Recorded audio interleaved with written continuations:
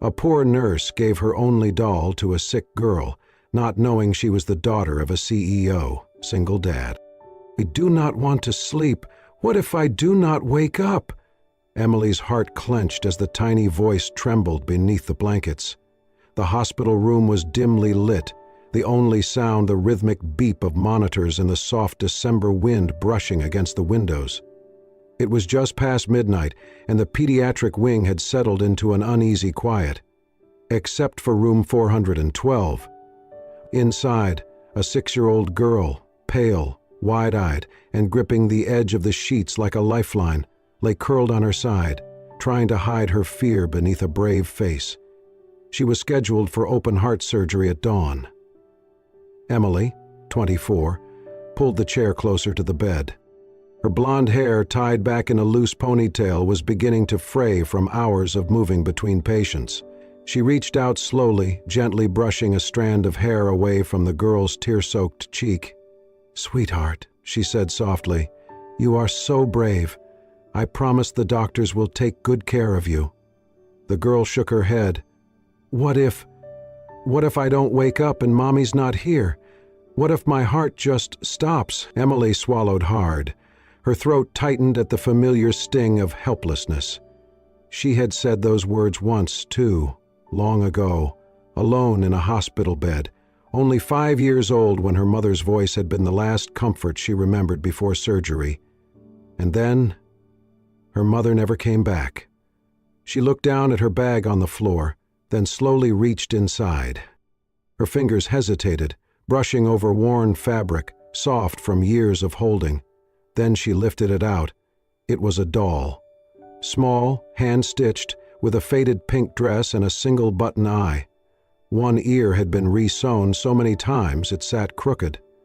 Emily's fingers trembled slightly as she brought it into view. "I had a doll like this when I was your age," she said gently. "Actually, this one." The girl turned her head, curious despite her fear. Emily sat beside her, laying the doll carefully into the child's hands. "My mom gave her to me the night before I had surgery. She told me, as long as I held her, I wouldn't be alone." And I wasn't. Not really. The little girl stared at the doll. "Is she magic?" Emily smiled, though her voice cracked. "Maybe not the kind of magic with wands, but she's been with me through everything. She's good at being brave when I'm not." A pause. The child's hands closed slowly around the soft fabric. "Can she stay with me tonight?" she whispered. Emily nodded. "She's yours now, just until you're strong enough to give her back." The girl clutched the doll to her chest, and for the first time that night, her breathing steadied.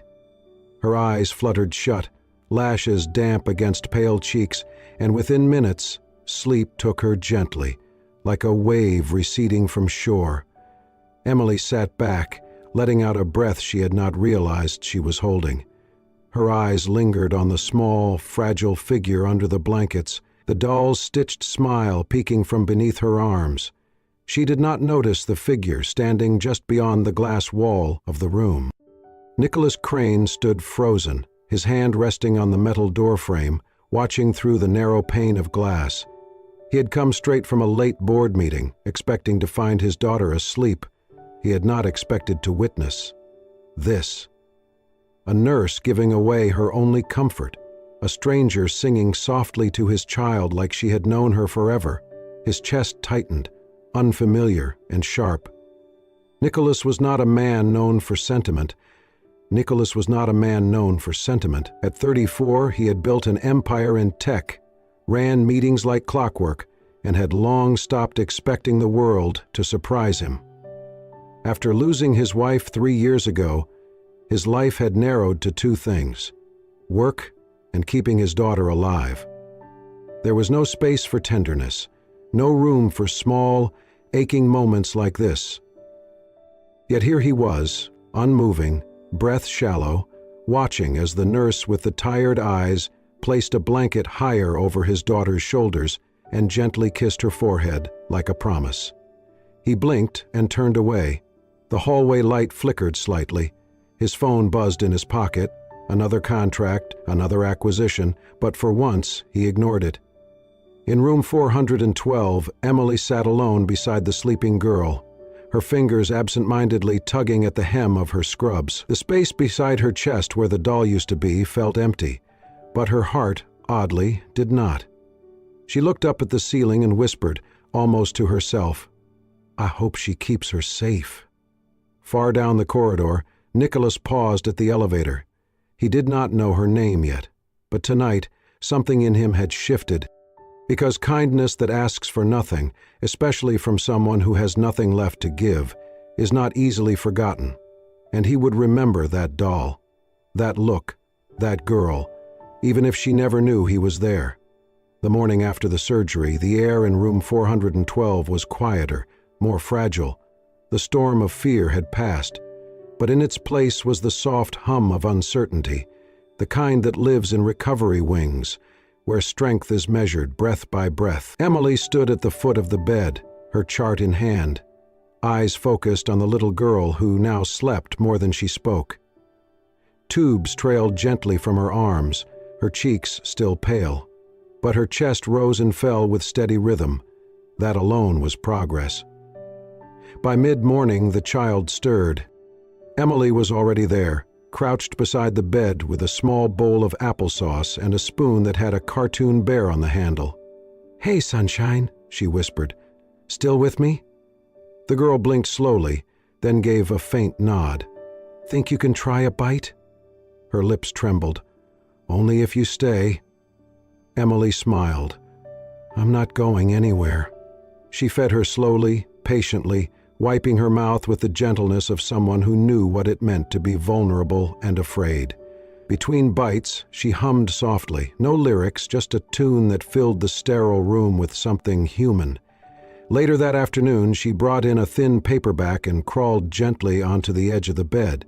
The child looked up, eyes wide. "Want to hear a story?" She nodded. "Only if you read it like it's a movie." Emily chuckled. "Deal." She read aloud with voices and pauses, exaggerating silly parts until the girl giggled softly, her first laugh since the night before surgery. When she finished the last page, the girl turned to Emily, eyes brighter now. "Do you think my heart's fixed now?" Emily placed a hand over hers. "I think your heart's braver than ever." Every hour she checked her vitals, adjusted the IV, brushed the girl's hair back from her forehead. When the child cried from pain, Emily didn't flinch. She simply sat beside her, held her hand, and said, "It's okay to cry. It just means you're still fighting." Outside the room, Nicholas came and went in silence. He spoke little to the staff, observed from behind glass. On the second evening, he stood outside, longer than usual, watching Emily tuck the child in with practiced care. Her movements weren't clinical. They were maternal, protective. She placed the faded doll carefully under the girl's arm again, smoothing its little dress with her thumb. The girl whispered something inaudible, and Emily leaned down to listen, nodding, brushing her cheek before standing. Nicholas's hands clenched in his coat pockets. He had hired nurses before, nannies, therapists, professionals paid well to care for his daughter while he worked, traveled, built an empire in his wife's absence, but none of them had ever been like her. They had never kneeled at his daughter's bedside just to make her laugh. They had never stayed past shift to hold a child's fear. And yet here was this young nurse, her shoes worn, her eyes shadowed with exhaustion, giving more of herself than anyone he had ever paid. That night, in the break room, Emily sat alone with a paper cup of tea and a half-eaten sandwich wrapped in foil. Her shift was far from over. She unfolded the sandwich, looked at it, then rewrapped it again. She pulled her backpack closer and dug through it, retrieving a small lunchbox where she had tucked the rest of the staff leftovers from the children's ward kitchen, scraps of rice, a few steamed vegetables. Nicholas saw it from the hallway. He didn't know what moved him more, the way she worked tirelessly without recognition, or the way his daughter now called her Miss M, a nickname she'd made up because Emily was too long to say when sleepy. That same nickname had shown up in his daughter's drawings the next day, a stick figure with yellow hair and a pink triangle dress, holding hands with a little girl and a doll. He stared at it longer than he expected to. The days blurred. Emily stayed by the child's side each day and night, as if tethered to her healing. Nicholas kept watching. Emily never looked for an audience, never knew he was there. But he knew. He saw it all. And though his world was built on data, contracts, and measurable returns, for the first time in years, Nicholas Crane found himself trusting something unspoken, something as fragile as a thread, a connection formed not through blood, but through care. And it began with a doll, a whisper, and a woman who stayed. Nicholas lingered longer in the hospital now. It started with brief questions, polite, measured. A simple, "How is she doing today?" asked in the hallway or beside the nurse's station. But Emily, always attentive, always composed, responded with clarity and softness. "She ate a little more this morning," she said one day as they passed each other outside room 4012.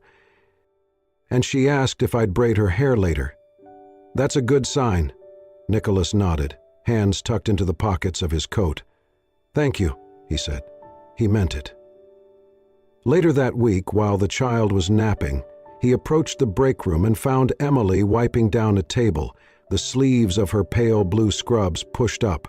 Her hair was pulled into a messy bun, and a faint coffee stain marked the front of her name tag. He hesitated at the door. "Emily?" She looked up. A brief surprise crossed her face, then a smile. "Mr. Crane," she greeted.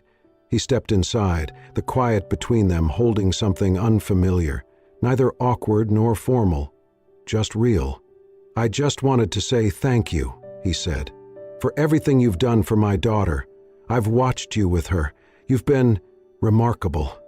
Emily smiled, but modestly. "She's a strong little girl." "Brave. I'm just glad I can be here for her." Nicholas studied her face for a moment. There was something in her eyes, warmth, yes, but also something heavier, something earned. "Can I ask you something?" he said. She nodded. "That doll, the one you gave her, it looked old. Was it yours?" Emily paused, then lowered herself slowly into a chair, inviting him with a gesture to do the same. "It was," she said, fingers lightly tracing a fold in the tablecloth. "My mom gave it to me when I was 5, the night before she died." Nicholas sat down across from her, silent. "I was scared, alone in a hospital bed," she continued, voice softer now. "She had cancer. She told me the doll would protect me when she couldn't. After she passed, I kept it with me, through every foster home, every hard night. It was the only thing I had left of her." Nicholas listened, hands resting quietly in his lap. Emily looked up at him. "But when your daughter was afraid, I knew that doll had done what it needed to for me, and maybe it could do the same for her." For a moment, Nicholas couldn't find the words. Then he said quietly, "She's being comforted the right way." Emily blinked, caught off guard. "Thank you." Their conversation might have ended there, but just then the small shuffle of slippered feet interrupted them. The little girl stood at the doorway, still groggy from sleep, dragging a soft blanket behind her. Her eyes scanned the room until they landed on Emily. "Miss M," she said with a sleepy smile. Emily stood instantly. "Hey, sunshine, what's wrong?" The girl walked over, arms wide, and wrapped herself around Emily's waist in a tight hug. "I had a dream that you weren't here," she whispered. "But you are." Emily leaned down, hugging her back, her expression tender. Nicholas watched it unfold, not as a father, not as a CEO, but as a man witnessing something sacred. The child pulled back, looking up at her father, then back at Emily. "She is my best friend," she said proudly. "Forever." Emily smiled, blinking rapidly. "That's the best title I've ever had." Nicholas felt a weight in his chest, something he hadn't let himself feel in a long time. This wasn't just care. This was love in its quietest, purest form. And for the first time in years, he understood how deeply it could matter. The pediatric ward was quiet that morning.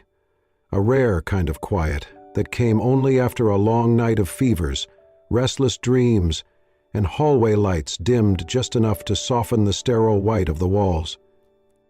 Emily walked into the nurse's break room, yawning behind the back of her hand. Her shift was just starting, and she had arrived early, as always. She headed for her locker, moving through the dim space with habitual ease, until something on the table caught her eye. She stopped. There, placed gently in the center of the table like it had been waiting for her, was a small bundle, wrapped in soft, cream-colored tissue paper, tied with a simple red ribbon. Beside it lay a note. She glanced around. The room was empty. With hesitant fingers, she untied the ribbon and pulled back the paper. Inside was a doll, small, hand-stitched, and unmistakably crafted with care. Her dress was pale pink, her button eyes gleamed gently, and her yarn hair had been braided neatly to one side. Emily's breath caught. It was not an exact replica, but it was so close. The shape, the proportions, even the slightly crooked smile. Someone had tried to mirror every detail of the old one, but this doll was new, clean, unworn by time, as if her past had been lovingly rewritten. She reached for the note. It was written in careful script, masculine and precise. "Thank you for bringing my daughter joy, and for reminding me what it looks like when someone gives from the heart. A grateful father."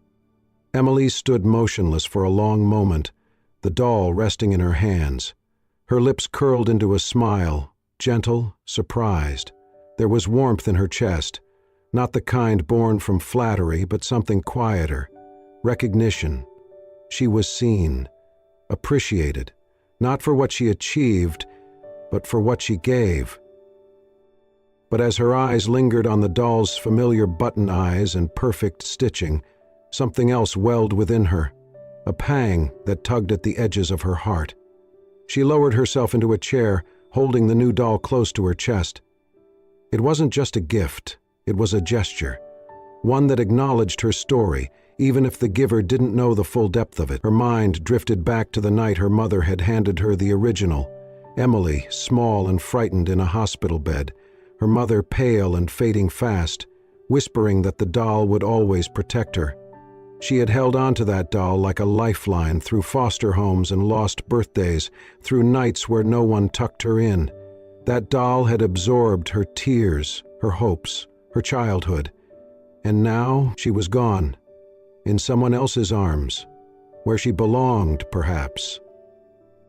But Emily's hand still felt the absence. She pressed the new doll gently against her heart.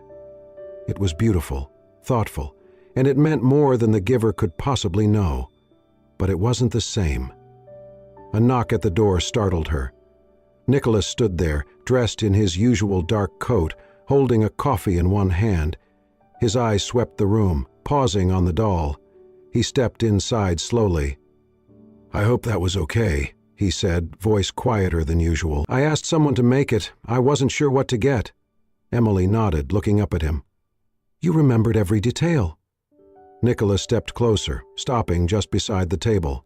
"I asked your patient," he said with a faint smile. "She described the old one with surgical precision, even the crooked ear." Emily chuckled softly, then her gaze dropped to the doll again. Nicholas hesitated. "You miss it?" She didn't answer right away. Then she said, "It was the last piece of my mother I had." Nicholas's expression softened. "I didn't mean to replace it," he said carefully. "You didn't," she replied quickly. "This is a new beginning. I just didn't expect to say goodbye so soon." He looked at her for a long moment. "You gave it up without hesitation." "I had to," she said simply. "She needed it more than I did." Nicholas nodded. "That's what made it a gift." They stood in silence, the kind that needed no filling. Then the door opened again, and a small voice called out, "Miss Emily!" The little girl barreled into the room, flannel pajamas and all, stopping when she saw the doll in Emily's hands. "Oh," she said, wide-eyed. "Is that her sister?" Emily grinned. "Maybe. Want to help me name her?" The child nodded, already climbing into her lap. Nicholas watched as the two heads, one golden, one dark, bent together over the new doll. And in that quiet, shared moment, he realized something. This woman, sitting barefoot in scrubs with a child in her arms and a second-hand doll in her lap, was the kind of wealth he had never known, and perhaps the kind he needed most. The spring sunlight streamed gently through the windows of room 412, casting soft lines across the floor where, a week earlier, the only light had come from machines and monitors. Now the beeping was gone, the IV removed, and the little girl sat upright in bed, her cheeks full of color, her eyes lively again. She had asked for pancakes that morning and eaten every bite. Emily stood beside her, adjusting the zipper on her small pink jacket. "You're almost ready to go," she said, brushing a hand through the girl's hair, "just waiting for the final paperwork." The girl smiled up at her. "I get to go home." Emily nodded, her heart tugging in places she hadn't prepared for. "I'll miss you," she added, softer now. The girl didn't respond right away. Instead, she looked down at the small suitcase sitting on the chair beside the bed. Then, quietly, she opened it. Tucked gently inside, between her pajamas and a picture book, was the faded, hand-stitched doll, the old one, the original. The girl picked it up, cradled it for a moment, then climbed down from the bed with purposeful steps. She walked over to Emily and looked up, holding the doll between them. "I want you to have her back," she said. Emily blinked. "Are you sure?" The child nodded. "I'm not sick anymore, and I'm not scared now. She helped me when I needed her, but I think she was yours first, and she missed you." Emily dropped to her knees, hands trembling as she accepted the doll. "Thank you," she whispered. "Thank you for taking such good care of her." The little girl leaned forward, wrapping her arms around Emily's neck. "You're my real nurse, Mommy," she said softly, "and my best friend." Emily held her tightly, eyes stinging with tears. Behind them, unnoticed at first, Nicholas stood in the doorway. He didn't interrupt. He didn't move. He simply watched.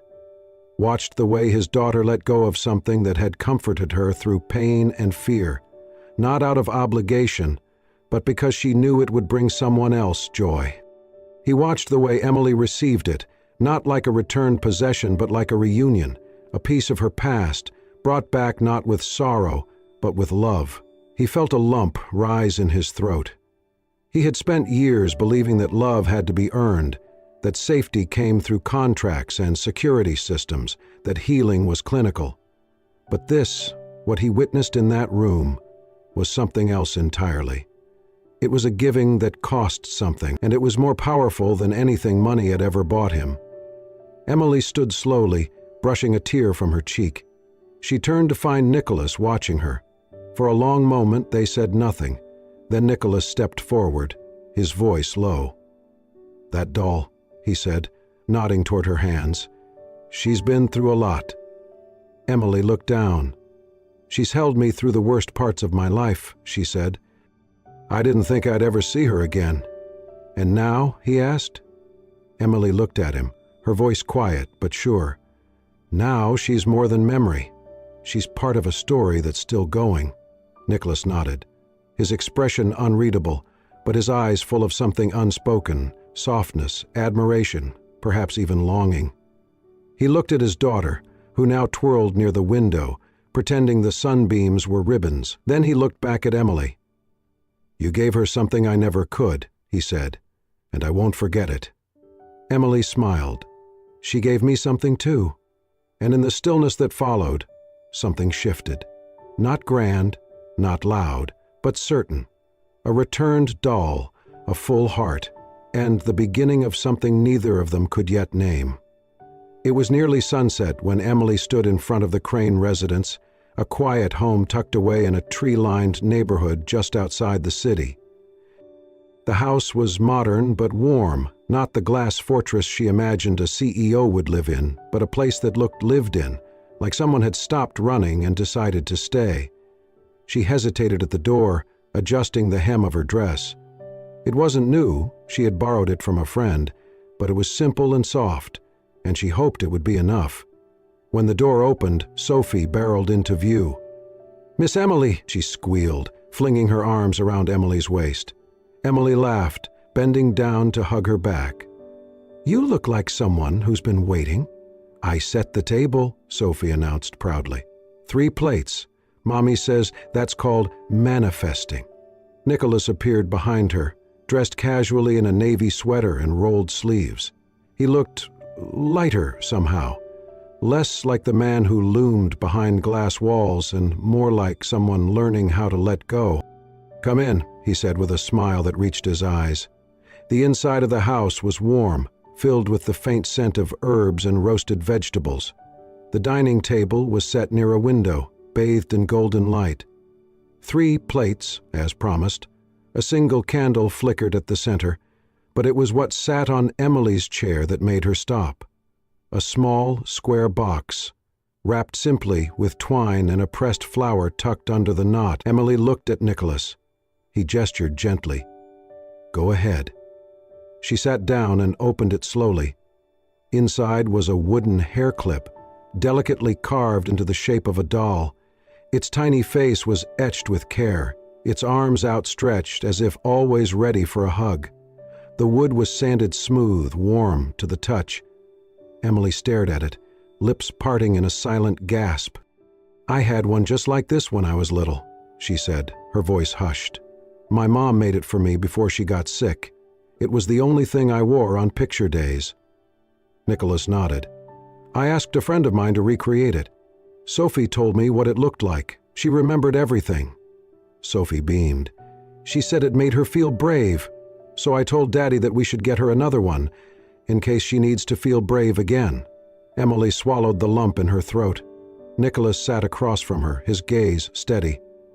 "I didn't know how to thank you," he said, "for what you gave my daughter, for what you gave me, without even meaning to. But I thought, maybe this is a way to give a piece of it back. A new memory. With people who see it?" Emily ran her fingers over the carving, her hands trembling slightly. Sophie rested her chin on the table and said matter-of-factly, "Daddy says you should eat dinner with us every night, and I think so too." Emily looked up. Nicholas didn't flinch. He didn't look away. He simply reached across the table, offering his hand. She placed hers in his, tentatively at first, but then tightened her grip. It wasn't a declaration. There were no grand gestures, no perfect lines, but the message was clear. They shared a meal, just the 3 of them. Roasted chicken, buttery rolls, mismatched glasses, laughter that came more easily than any of them expected. At one point, Sophie leaned her head on Emily's arm and whispered, "I hope you stay forever." Emily kissed the top of her head and said, "Me too." Later, as she helped clear the plates, Nicholas stood beside her at the sink. "I don't want to rush anything," he said, "but I want you to know, this house, it feels different now." Emily looked at him, her heart full, her voice steady. "So does mine." And in the quiet clink of dishes and the smell of lemon soap and candle wax, in the shared glances that didn't need words, they both knew something had begun. Not suddenly, not loudly, but like all the best things, softly, naturally. Together. 1 year later, the mornings looked different. The house was small, just 3 bedrooms, and a sun-drenched kitchen that always smelled faintly of toast and lemon soap. But inside it carried the rhythm of laughter, footsteps, and the clinking of coffee mugs that belonged only to people who had learned how to stay. Emily stood at the stove, flipping pancakes, while Sophie sat at the table, swinging her legs and singing softly to herself between spoonfuls of cereal. Nicholas entered from the hallway, hair slightly tousled, carrying 3 folded napkins, and that same amused smirk that always showed up when Sophie wore mismatched socks. They weren't perfect mornings, but they were theirs. "Mommy, can I show her now?" Sophie asked suddenly, eyes lighting up. Emily turned from the stove, brow raised. "Show who what, sweetheart?" Sophie ran off and returned a moment later, clutching something carefully between both hands. It was the old doll, worn and faded, but clean and mended where time had frayed it. She carried it to Emily's bookshelf, the one in her and Nicholas's shared bedroom, and placed it gently between 2 framed photos, one of the three of them on the beach, and the other of Emily in her nurse's uniform on the day she'd been promoted to head nurse. "She lives here now," Sophie said proudly. "This is her house too. I gave her the best spot, right where the sun hits in the morning." Emily walked over, kneeling beside her. "Thank you," she whispered. "I think she likes it here," Sophie beamed. "She said it feels like home." Emily glanced at Nicholas, who stood quietly in the doorway, watching the moment with an expression that could only be described as full. Later that week, Emily came home from the hospital to find the house filled with the smell of cinnamon and something sweet baking. A banner, hand-painted, slightly crooked, hung over the living room window. "Happy birthday, Emily." There were no balloons, no crowd, no noise, just a table set for three, a carrot cake on the counter, and Nicholas nervously straightening the collar of his shirt. They ate dinner, Emily's favorite pasta, cooked by Nicholas with more confidence than precision, and Sophie insisted on lighting the candles twice because she wanted to sing both the regular and silly versions of Happy Birthday. Then, as the last slice of cake disappeared and Sophie ran off to change into her pajamas, Nicholas reached under the table and pulled out a small box. It was velvet, deep blue, fitted perfectly in the palm of his hand. Emily froze. He stood and walked slowly to her side, then knelt, not with spectacle, not with flair, but with quiet reverence. "I don't have the words to match everything you've given me," he said, voice steady but low, "but I've been thinking about that doll, about how you let her go, without knowing if she'd ever come back. You gave her to my daughter because she needed comfort, and somehow you gave her more than comfort. You gave her safety, family, love." Emily's eyes shimmered. Nicholas continued opening the box. Inside was a ring, simple, elegant. A single stone, carved in the shape of a doll, subtle but unmistakable. Delicate hands and a rounded head, arms open like an embrace, set in a thin gold band. "I know I can't return your past to you," he said, "but if you let me, I'd like to build a future where every dinner has 3 chairs, where the lights are always on for you, where no one is ever left behind." Emily covered her mouth with her hands, heart thudding, tears blurring the ring's delicate sparkle. Behind them, Sophie peeked around the corner, eyes wide, bouncing on her toes. "Mommy, say yes now!" Emily laughed, a sound caught between joy and disbelief. She looked at Nicholas. "Yes," she whispered. "Yes." Nicholas stood, slipping the ring onto her finger as Sophie rushed in, hugging both their legs. They stood there, wrapped in each other, under the glow of string lights and the scent of cinnamon, as the night deepened gently around them.